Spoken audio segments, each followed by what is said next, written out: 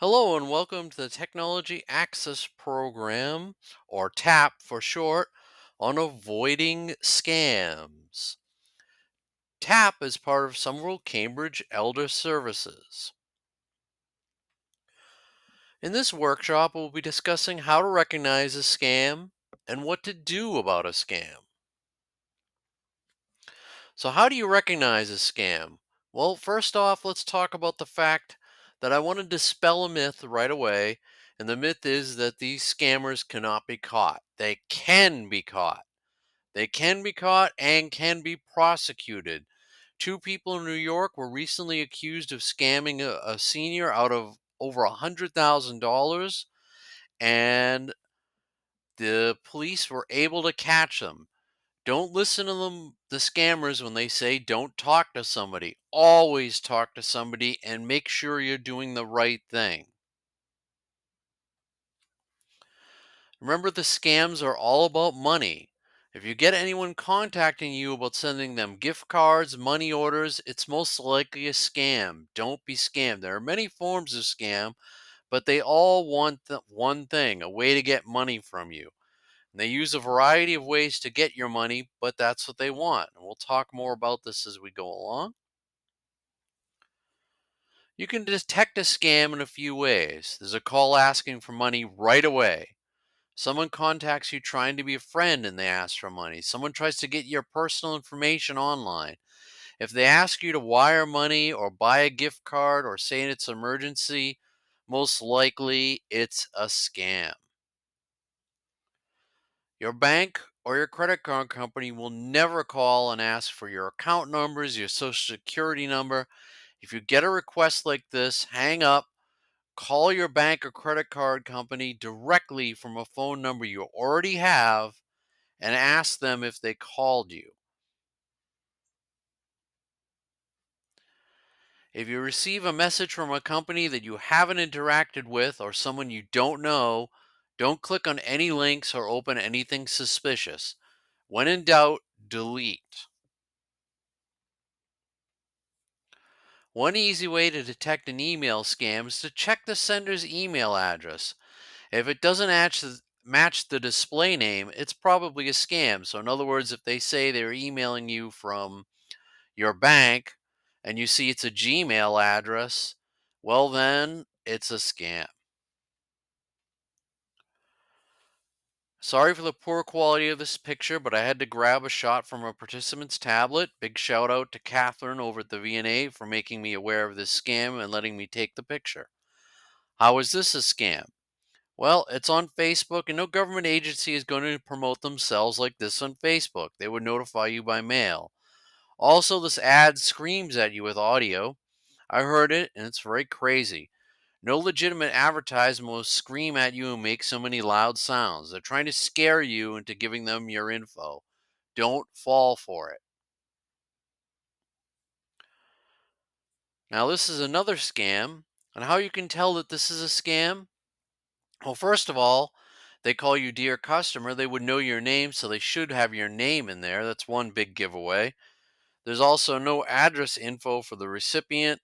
Asking you to click on a link for info, a real email from a delivery service would have your address in it. And you can always verify this by calling a delivery service through a real phone number, not one that you find in an email or a text. Now, this is another scam, and this one's very tricky. It seems legitimate, but if you look carefully, you can see there's some bad wording and some strange steps they want you to go through to set up a job interview. This is very, very long and it isn't even the whole thing, but there's a whole bunch of addresses here that give this away as being fake. And basically, they're trying to get information out of you saying that you could get this job. And one of the main ways that you can tell is you can see the email addresses are Gmail addresses. They're not from the company, which would be GmbH according to this.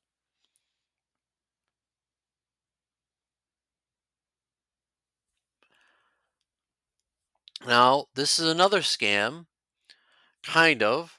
There's no identification. Well, not kind of, I should say. This is totally a scam. There's no identification of where the text came from. It's just trying to get you to click on the link to gather info from you. There's no identifying information in this text about who sent it at all. If you get a text like this, block the sender and delete it. Now, here's another scam. There was an attachment here too that I couldn't copy, but how can you tell if this is a scam? Well, they use my email address as if it's my name. The email address it came from is a Gmail address, not a government email address. And the email starts with hello, which is way too informal for a government email. And the language is odd. The email's obviously been translated into English. And the punctuation is inconsistent. It's as if no one really proofread this email at all. And here's another example of a scam. This one's very clever, but it's definitely a scam. You want to look for the web address, and you'll notice that the web address doesn't end in .gov. All the government email addresses, web addresses will end in .gov, and this one doesn't.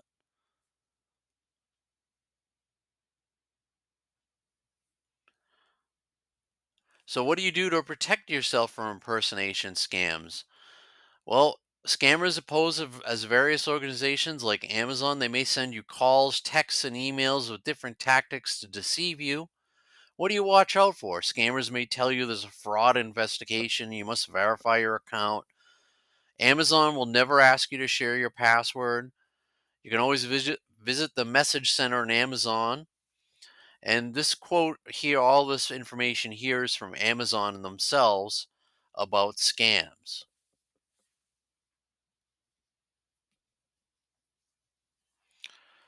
And this is a voicemail I received, believe it or not, and it was pretending to be from Comcast. And I called Comcast at their correct number and verified this was a scam.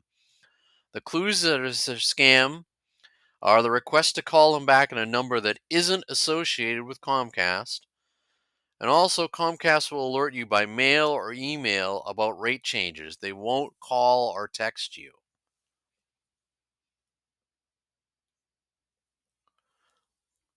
Now, do you keep getting messages that you need more space? Believe it or not, this actually might be legitimate. You might be short in space, but it's also very possible you do have enough space. If you're in doubt, please check with someone you know who's a techie. And sometimes these messages are just to get you to buy more space. And while it's legal, it's also kind of a scam because why spend some money on something you don't really need? Now, this is definitely a scam, and this is a recent text scam that I received. And first of all, one thing to think about is do you even have a car that's recently been near a toll, or do you even have a car at all? And you can look at the address where it was sent from, and you can see it was sent from Outlook.com, and a government text would never come from there. And also, the website address it wants you to go to doesn't end in .gov. They clearly want you to get to the website so they can get some money or information from you. The best thing to do with a text like this is to forward it to police and then delete it. All right, watch out on Facebook and other social media sites for fake charity scams. Of course, it's good to donate to charities, but you have to be careful. If you want to donate to a charity, go directly to their website to donate. Don't donate through links on social media. Now, we do see some paper scams too from now and then. And we have noticed a slight uptick in them. And this scam claims to be from a home warranty service, but the person who received this letter never signed up for it. Always check and be careful about services that you've signed up for and make sure they're legitimately contacting you. And here's another paper scam. And this company claims they'll give you a refund from Eversource, but that's not really true because Eversource would give you that refund directly if they were going to give you a refund. So this is really a scam. They want to get you on the phone and get your personal data. If you get a letter like this, alert the police. Don't call the numbers in this letter and ones like it. And there are blessing scams where people in the street might try to convince you to go to a healer with them to help them receive blessings. This is definitely a scam as well, where they'll try to get your wallet and other information. And there are romance friendship scams out there, unfortunately.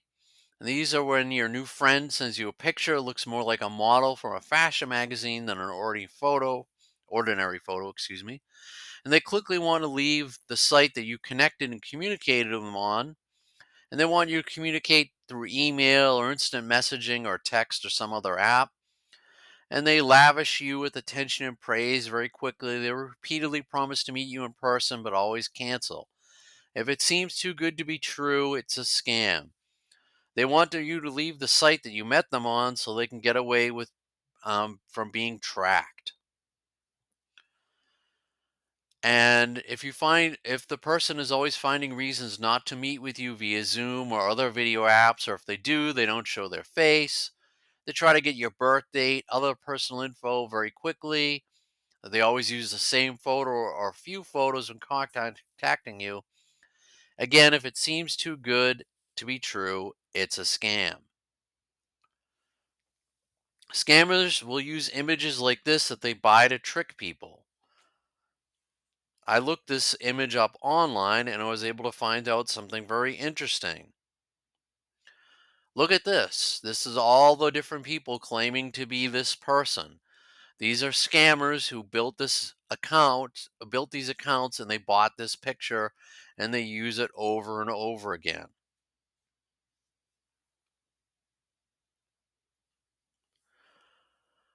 So, following on with romance and friendship scams, ask them a lot of questions. Watch for clues that might reveal an imposter.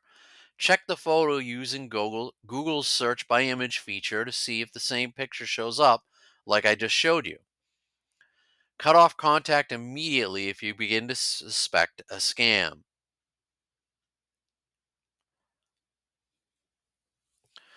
Scammers will also pose as representatives of charitable organizations and ask for donations. Scammers often increase their activities during an emergency, and they often increase activities near the holidays as well. Be alert. If you want to donate to a charity, go directly to that charity's website or their physical address to mail them things. Now, you can beat the scammers, believe it or not. If you think you've been approached by a scammer, contact AARP. The number's right here, 877 908 3360. And it's Monday through Friday, 8 to 8. You can also contact the Federal Trade Commission at ftc.gov/complaint, or you can call them at 1-877-FTC-help, or you can contact Somerville-Cambridge Elder Services. We'll certainly try to help you out. And our number is 617-628-2601, or you can call the local police. Scammers are clever. Try not to be ashamed or embarrassed that you got caught up in this scam. Share as much information as you can. We can help we can help you recover money. We can do all these things. We can put these people in jail where they deserve to be, but only if people speak up. Share your story. You can help others by sharing your story. Contact your bank, credit card companies, financial institutions. Have them check your accounts for suspicious activity. Banks are insured against scams. If you talk to them early, most likely you can get your money back. And there are people who fight the scammers. So here's some good news. Are people online who pretend to be scammed, and while the scammers are pretending or think they're scamming them, these anti-scammers will then delete the files on the scammer's computer. There are a whole bunch of people who go after scammers and delete their information on the scammers' computers.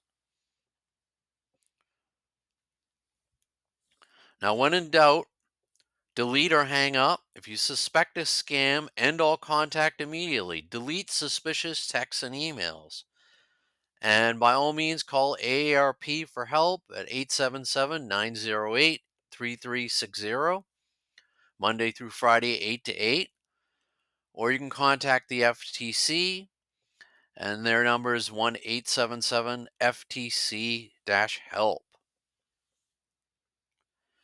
And remember, at Somerville-Cambridge Elder Services, we're here to help. You can always contact our support center at 617-628-2601, or you can email us at info@eldercare.org, or you can find us online at eldercare.org. Thanks so much for your time. Be careful out there and avoid those scams. I hope you got something out of this class. Take care and have a great rest of your day.